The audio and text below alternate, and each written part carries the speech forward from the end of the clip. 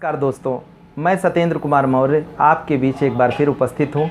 वर्तमान राजनैतिक परिदृश्य को लेकर अवगत कराना चाहता हूँ कि यह चैनल तमाम विषयों को लेकर काम करता है और आपकी आवाज़ को आप तक पहुँचाने का काम करता है। आपकी जो समस्याएं हैं उनको सरकार तक पहुँचाने का काम करता है और उन समस्याओं को निराकरण कराने के लिए निश्चित रूप से प्रयास करता है। यदि आप पहली बार हमारे वीडियो को देख रहे हैं तो आप हमारे चैनल को सब्सक्राइब करें। मित्रों, विषय जो सबसे ज्वलंत है वह यह है कि राहुल गांधी ने क्या कहा और जो अविश्वास प्रस्ताव लोकसभा में लाया गया उसके पीछे उनकी सोच क्या थी। पूरा देश बहुत गंभीर होकर इस बात को देखना चाहता था कि अविश्वास प्रस्ताव में क्या होने वाला है, लेकिन जो कुछ वहां दिखाई दिया आपने भी देखा होगा और ये क्लिप आप देखेंगे तो आपको समझ में आएगा कि हुआ क्या था।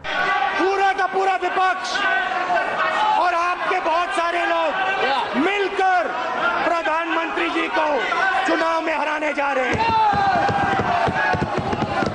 अंत में मैं आपको एक बात बताना चाहता हूं। आप सोचोगे कि मेरे दिल में प्रधानमंत्री के खिलाफ कि मेरे दिल में प्रधानमंत्री के खिलाफ गुस्सा है, क्रोध है, नफरत है। मगर मैं आपको दिल से कहता हूं, मैं प्रधानमंत्री, बीजेपी और आरएसएस का बहुत आभारी हूं कि इन्होंने मुझे कांग्रेस का मतलब समझाया, कि इन्होंने मुझे हिंदुस्तानी होने का मतलब सिखाया। हिंदुस्तानी का मतलब चाहे तुम्हें कोई भी कुछ कह दे, तुम्हारे खिलाफ कोई भी कर दे, झूठी बात बोले, गाली दे, लाठी मारे, तुम्हारे दिल में उसके लिए प्यार होना चाहिए। ये आपने नरेंद्र मोदी जी और बीजेपी आरएसएस ये आपने मुझे सिखाया है और इसके लिए मैं आपको दिल से अंदर से धन्यवाद करना चाहता हूं कि आपने मुझे मेरा धर्म सिखाया, आपने मुझे शिव जी का मतलब समझाया और आपने मुझे हिंदू होने का मतलब समझाया। इससे बड़ी बात हो ही नहीं सकती है और इसके लिए मैं आपका धन्यवाद करता हूं।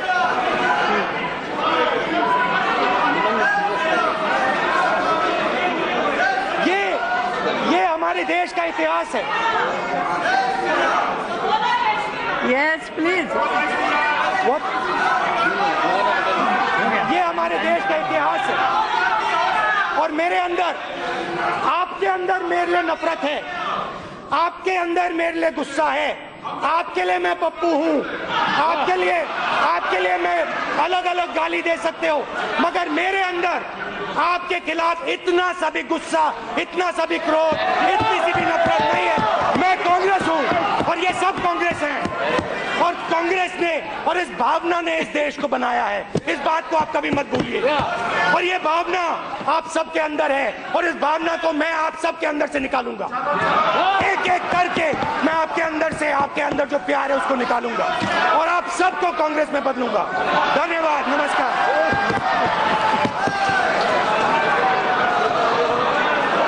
Yes Nirmala ji.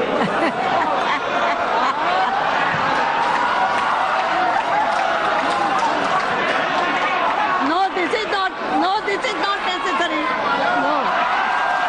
Nirmala ji.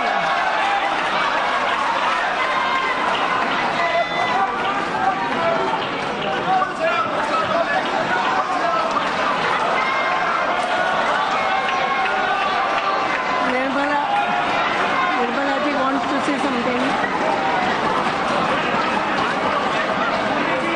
Nirmala ji, yes. Please बैठिए। प्रधानमंत्री जी, ये हिंदू होने का नाटक मत बनाओ। हिंदू होने का ये मतलब होता है कि चाहे आप मेरे ऊपर जो भी फेंको, राहुल जी, जितना भी फेंको। राहुल जी ऐसा नहीं, ये हाउस है, हाउस के अपने कुछ नियम है। मैं बोल रहा हूँ आपका भाषण कंप्लीट हो गया, बैठिए। निर्मला जी बोल रही है। यस, बैठिए। अब मैं ये पूछना चाहूँगा कि इस पूरे घटनाक्रम में या ये कहें कि नाटकीय घटनाक्रम का परिणाम क्या रहा और ये लोगों के लिए कितना हितकारी और ज़रूरी था, तो आप पाएंगे कि वास्तव में कुछ भी नहीं था। सारी उम्मीदों पर पानी फिर गया। जो उम्मीदें थीं रही सही वो सब समाप्त हो गई। आज पूरे देश में किसी के पास कोई विकल्प नहीं है, न कोई ऐसा व्यक्ति दिखाई देता है जो देश को ठीक ढंग से चला पाए और जो मूलभूत समस्याएं हैं उनको निपटा सके। यह एक बड़ा गंभीर विषय है। मैं कहना चाहूँगा कि जो समस्याएं हैं उससे हटकर जो चीज़ें ली जा रही हैं और जो नाटक किया जा रहा है वो देश के लिए हितकर नहीं। और राहुल गांधी के बारे में कुछ कहना ही नहीं, वो स्वयं अपने आप कहना शुरू कर देते हैं कि लोग मुझे पप्पू कहते हैं। अरे मैंने कब कहा भाई पप्पू? आप स्वयं जब पप्पू कहना शुरू करेंगे तो लोग आपको पप्पू के नाम से पुकारेंगे। ये अच्छा नहीं है। आप सबसे बड़े दल के नेता के रूप में उभर कर आए थे विपक्ष में, और आपको अपनी छवि को इस तरह से बनाना चाहिए जिस तरह आपने गले मिला। अरे ये कोई गले मिलना है? कोई ऐसे गले मिलता है? जबरदस्ती पर कुर्सी पर बैठे हुए आदमी के गले पड़ जाता है। अब उन्होंने भी मजाक बना लिया कि साहब आप गले मिलने आए थे कि गले पड़ने आए थे, और वो भी लोकसभा के अंदर। वहाँ पर एक प्रोटोकॉल होता है, एक व्यवस्था बनी हुई है।